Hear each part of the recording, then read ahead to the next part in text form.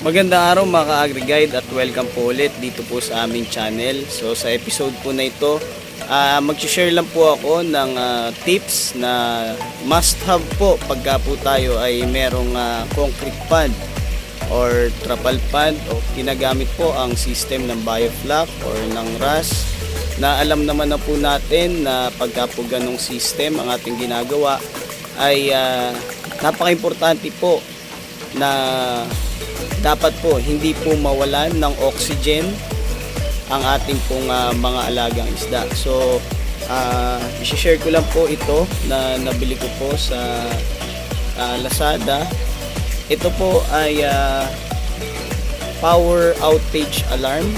Purpose po netong device na ito ay mag-alarm po siya kapag ka po nawalan po ng kuryente. So hindi lang naman po brownout, kapag ka po merong fault o di kaya may nag-trip po na breaker na kung saan po doon nakasaksak yung outlet po na ginagamit natin sa ating mga fish pond na pinagsasaksakan po ng mga aerator. So napakahalaga po nito para po alam natin agad kapag ka po nawalan po ng kuryente sa ating pond. So ngayon po testing po natin ang device na ito. So ayan po, nakasaksak na po siya sa saksakan po, kasama po yung device po namin na aerator.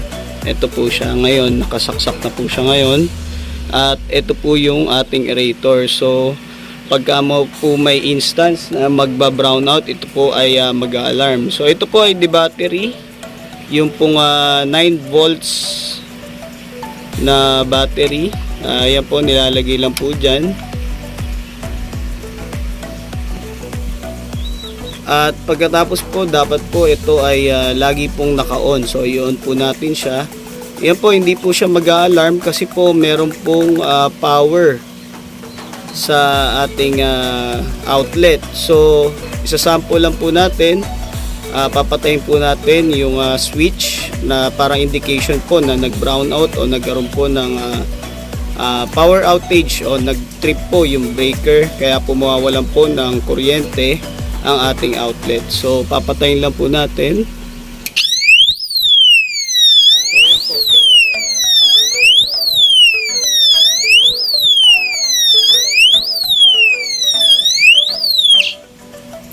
So yan, nakita nyo po, nag-alarm siya nung nawala po yung kuryente. Then nung binalik ko po yung kuryente, nag-stop po siya.